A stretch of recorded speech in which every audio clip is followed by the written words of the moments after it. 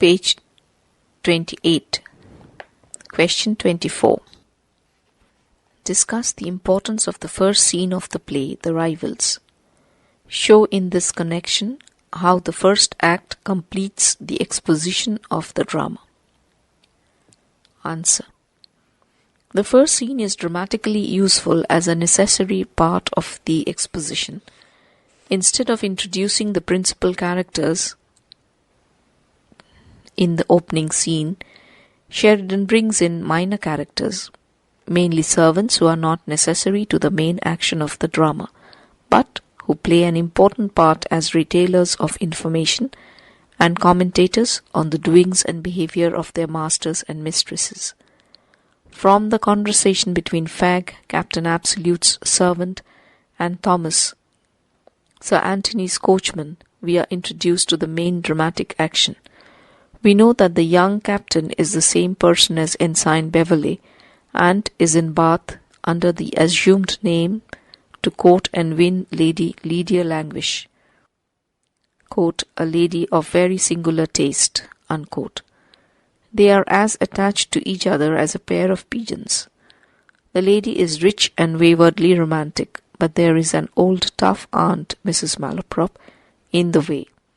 We also learn that Miss Julia is courted by Falkland, and Julia is the ward of Sir Anthony. They have all come to Bath. Thus we have an introductory hint of the double love episode, one between Captain Absolute and Lydia, and another between Falkland and Julia.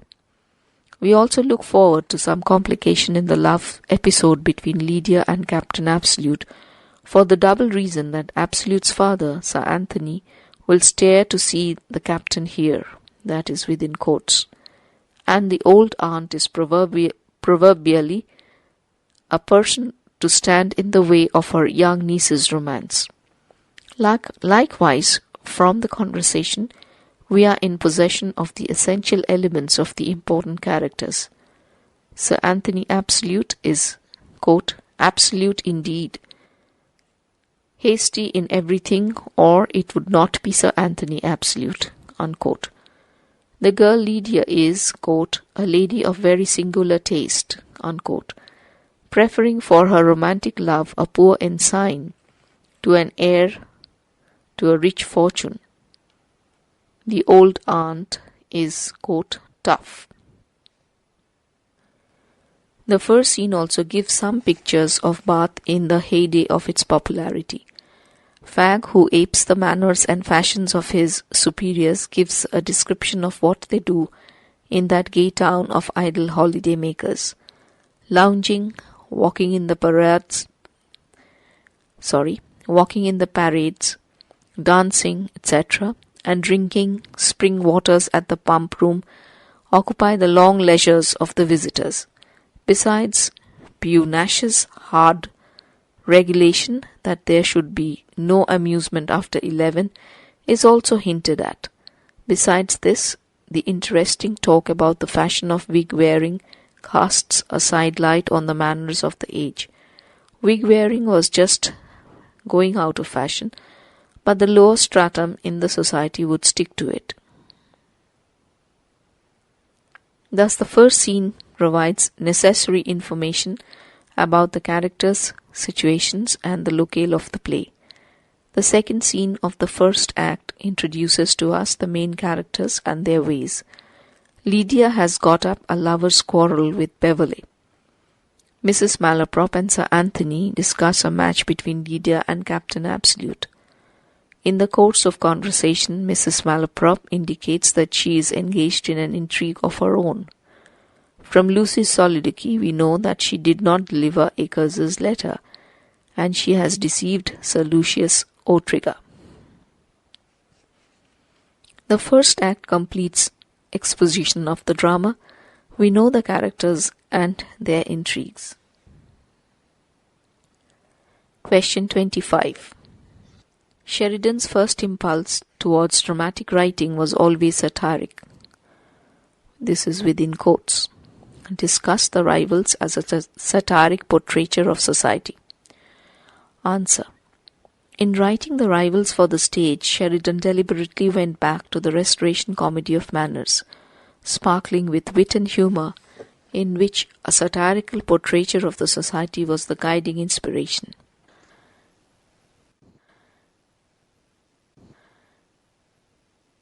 Page 29. Except for the character of Absolute and to some extent that of Julia in the Falkland-Julia episode, every one of the other main characters yields easily to satiric interpretation. But in every case, Sheridan's satire is mild and inoffensive, almost akin to fun and farce rather than malicious ridicule. Mrs. Malaprop is made the most ridiculous character. In his case, Sheridan's satire is aimed at the vulgar and stupid pretensions of elderly provincial women of the time, quote, desperately trying to live up to the smartness of Bath and be not too far behind London at the same time, unquote. Her foolish pride and pretensions to her nice, quote, derangement of epitaphs, unquote, may be taken as the target of attack for exposing the hollowness of her claims of education. There is wit in ironical tribute paid by Sir Anthony to the learning of Mrs. Malaprop. But there is more fun than wit in the presentation of the character. Mrs. Malaprop, with her favourite formula, quote, what has a young woman to do with so many things, unquote, is the type of the, quote, she-dragon, unquote, who keeps tyrannic watch on her ward and makes herself odious to all. Sir Anthony is a country gentleman credited with, quote, courtly refinement, unquote, as regards his conduct to both Lydia and Mrs. Malaprop. But his absolutism as a father whose will must always be obeyed by his son, even in the choice of his wife. His imperious temper ventilating itself in oaths and at his disobedient son is intended as an entertaining satire on parental unreason. But the satire is veiled in irony and fun. In Lydia, Sheridan shows the absurdities of romantic temperament. Her wild fancy for a runaway marriage with a poor ensign, a passion for an escape from the watchfulness of her aunt by a rope ladder, and seeing her name published in the newspaper, are intended to satirize the breeding and taste of leisured, well-to-do girls whose heads are turned by reading romances. But Sheridan shows wit in the representation of the romantic stupidities of the woman.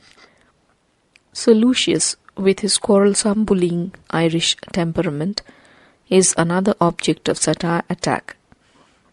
The very name O-Trigger is given to signify a bullying adventurer with his pistol's trigger at his finger's end. He excites Bob Acres to a duel. Bob Acres is a foolish country gentleman who wants to live up to the fashions of town people. His pride in, quote, oaths referential, unquote, his empty swaggerings and dancing, and the peculiar Italian names he gives to many forms of dancing are pure fun. But behind the fun there is the satire against many such gentlemen.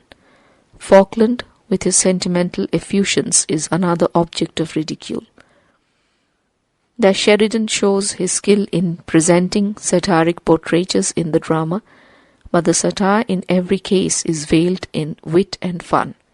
Sheridan's wit and fun are more displayed in the ironical characterization than in verbal exchanges, which are the attractive features of Restoration comedy of manners. Question 26. Sketch the character of Mrs. Malaprop. Answer. Mrs. Malaprop is a memorable character in English literature and is regarded as one of the few comic characters who have become immortal. She ranks with Shakespeare's Bottom, Cervantes's Don Quixote, Cervantes's Don Quixote, and Shakespeare's Falstaff, although she may not have their variety and versatility. She is fashioned after Dogberry of Shakespeare's Much Ado About Nothing. She resembles Mrs. Slipslop of Fielding's Joseph Andrews and Tabitha Bramble of Smollett's Humphrey Clinker. But she is endowed with greater vitality and vivacity. She is also the type of jaded beauty, a conventional type character in the Restoration comedy of manners. For example, Lady Wishfort in The Way of the World.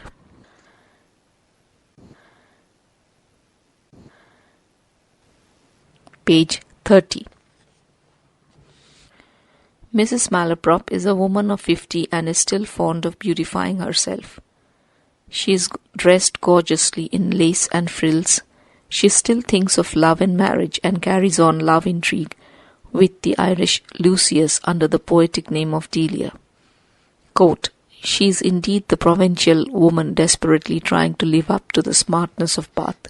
Unquote. She is the type of an old aunt jealous in her guard over Lydia, her niece. She knows that Cupid can take any person unawares. She herself writes love letters to Sir Lucius, but that does not soften her attitude to her niece. On the contrary, she keeps a stricter watch on her. She intercepts the letters of her niece's lover. She shows them to a stranger.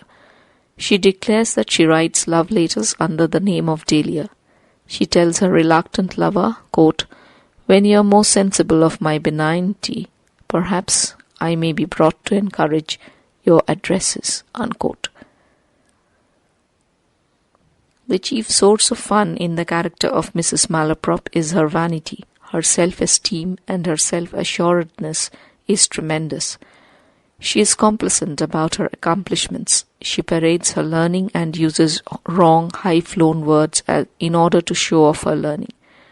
The most amusing condemnation of her vanity comes from her own mouth when she says to Absolute, quote, sure, if I reprehend anything in this world, it is the use of my oracular tongue and a nice derangement of epitaph. Unquote.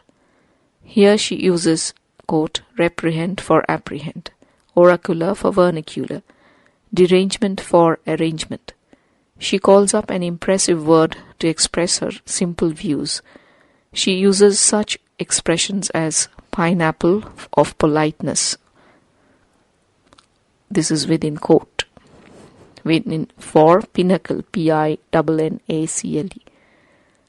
comma, quote, headstrong as an allegory on the banks of the Nile.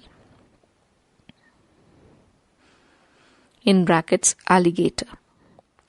She uses supercilious for superficial, reprehend for comprehend, malevolence for benevolence, preposition for proposition. These malapropisms have made her famous.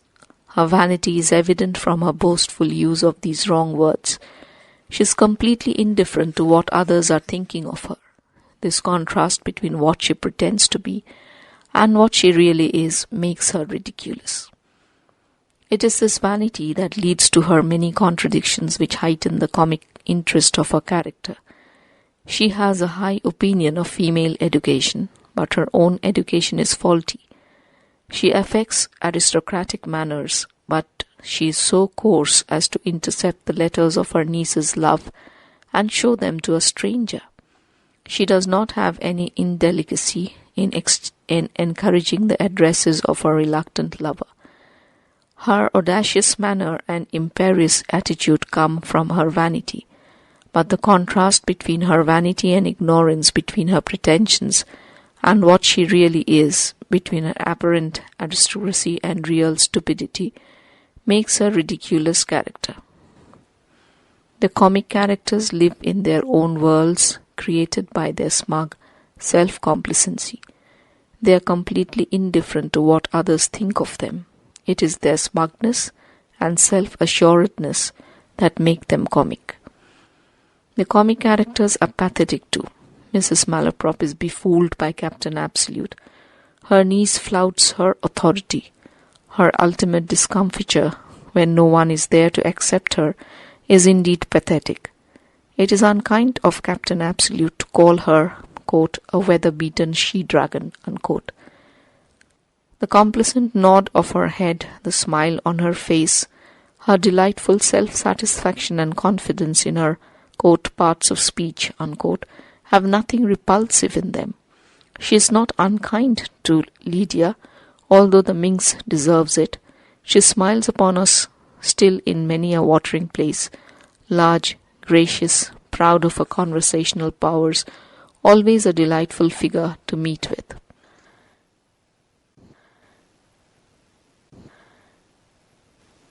Page 31. Mrs. Malaprop is a type of character, type of jaded beauty, type of jealous guardianship, but she is endowed with individuality by her peculiar habit of using wrong, bombastic words, by her pride and imperiousness. She is full of vitality and vivacity. Although Sheridan does not depict the spiritual life of the character, but he shows the individuality of the character and makes it a throbbing individual. Question 27. Sketch the character of Captain Jack Absolute. Is he a type? Answer. Captain Jack Absolute is the romantic hero of the play The Rivals. He is an ardent lover and woos her beloved in disguise in order to satisfy the romantic caprice of his lady love. His love is sincere and he is ready to lose his wealth in order to marry Lydia. He is, however, the hero of a comedy and so passes through all kinds of adventures in order to gain his beloved in the long run. He comes to Bath in the guise of penniless Ensign Beverley. He contemplates elopement with Lydia. He quarrels with his father when the latter informs him of the match he has arranged for him. When he knows that the intended bride is no other than Lydia herself, he goes through an elaborate mummery, playing the dutiful son, prepared to accept whomever his father has selected. Indeed, he plays the obedient son so thoroughly that Sir Anthony becomes angry that Jack displays so little interest in women. When he meets Mrs. Malaprop, who has never met Ensign Beverley, he suggests that to confound Beverley, Mrs. Malaprop should permit the ensign's correspondence with Lydia. Then, at the precisely right moment, he, Captain Absolute, would arrive on the scene and have the fellow laid by the heels and fairly contrive to carry her off in his stead. This is within quotes. He further suggests that Mrs. Malaprop announce him as Beverley. Captain Absolute is a clever lover and knows how to flatter Mrs. Malaprop and dupe her, so as to make her do things according to his choice. Acres and Captain Absolute are friends. When Bob Acres, disappointed in his suit to Lydia, sends the challenge to Ensign Beverley through Captain Absolute, he takes the challenge and does not reveal anything to him. With his coolness of temper and cleverness, he accepts all situations. When Sir Lucius challenges him, he accepts the challenge, although he does not know why he has been challenged. He agrees to meet Sir Lucius at Kings's Mean Fields and asks Falkland to be there to act as his second. When Captain Absolute meets Lydia at Mrs. Malaprop's house, he has to undeceive his beloved. His mistaken identity is revealed to her and she leaves the place in a huff. Captain Absolute becomes sad, but the misunderstanding is cleared at the end, and Lydia consents to marry Captain Absolute at the King's Mean Fields, where Captain Absolute has to draw swords with Sir Lucius. Love triumphs over romantic absurdities. Captain Absolute is a typical romantic hero of a gay comedy. He is himself gay and adventurous. He has a romantic temperament to pass through masquerade, elopement, intrigue, and duel. He flatters and cheats Mrs. Malaprop to carry on his intrigue with Lydia under the masquerade. The love-making in disguise provides comic mirth. What is most striking about Captain Absolute is his cool-headedness and common sense, and his sense of humour. He does not like the romantic absurdities of his beloved. His difficulty is quote, such is Lydia's caprice, that to undeceive her was probably to lose her, unquote. But he is at last forced by his circumstances to undeceive her. When in anger Lydia is about to reject him. Absolute shows balance and cool temper.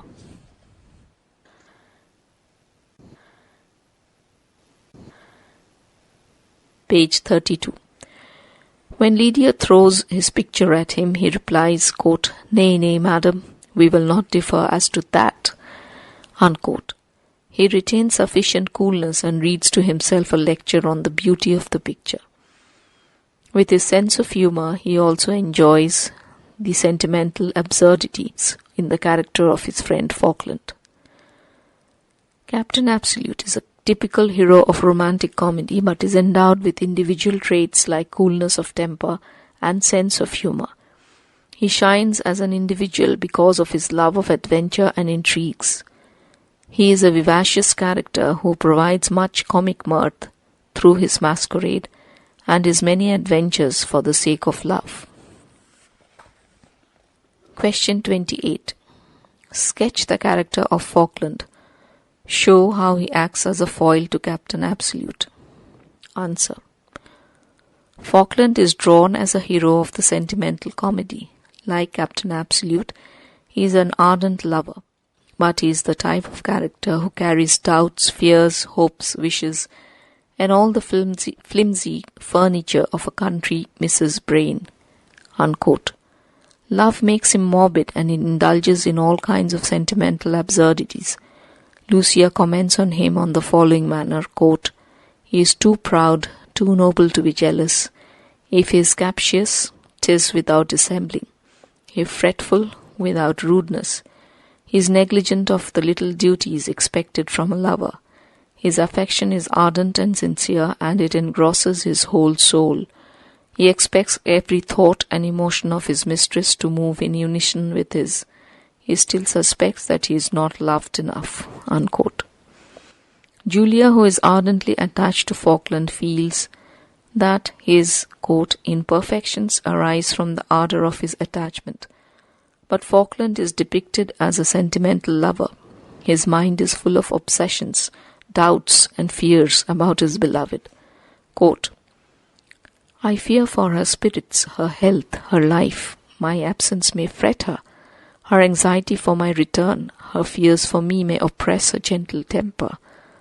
The heat of the noon, the dews of the evening may endanger the life of her, for whom only I value mine. Unquote.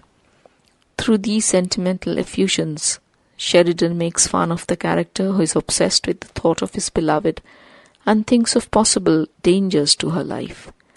When he gets to know from Bob Acres that Julia is in perfect health and enjoys her life at Bath, he is shocked to know that Julia is hale and hearty in his absence. He is suspicious and jealous and finds cause for his disgust and disagreement with his beloved on the slightest provocation. In Act 3, Scene 2, he torments Julia with his jealousy and suspicion and questions her love. When Julia says, quote, let us be free, unquote, he suspects her haste. When Julia leaves in anger, Falkland resolves that he will never again give her pain. In Act 5, Scene 1, he tells a lie to test her love. Julia is again angry. Falkland laments that he may lose her forever. Thus Falkland is made to indulge in all sorts of romantic excesses, suspicion, quarrel, self-pity, and self-condemnation. Here, Sheridan satirizes the sentimental exaggerations of a romantic lover. Falkland and Captain Absolute are contrasted. Falkland is capricious, suspicious, always dissatisfied, and ever prompt in discovering new ground of dissatisfaction and suspicion. He considers himself a subtle and refined soul of love who should not be easily satisfied with the devotion of his beloved. In contrast to Falkland, Absolute is cool-headed and full of common sense. He does not like the romantic absurdities of his beloved. His difficulty is, quote, such is Lydia's caprice, that to undeceive her was probably to lose her, unquote. But he is at last forced by his circumstances to undeceive her and declare himself as Captain Absolute.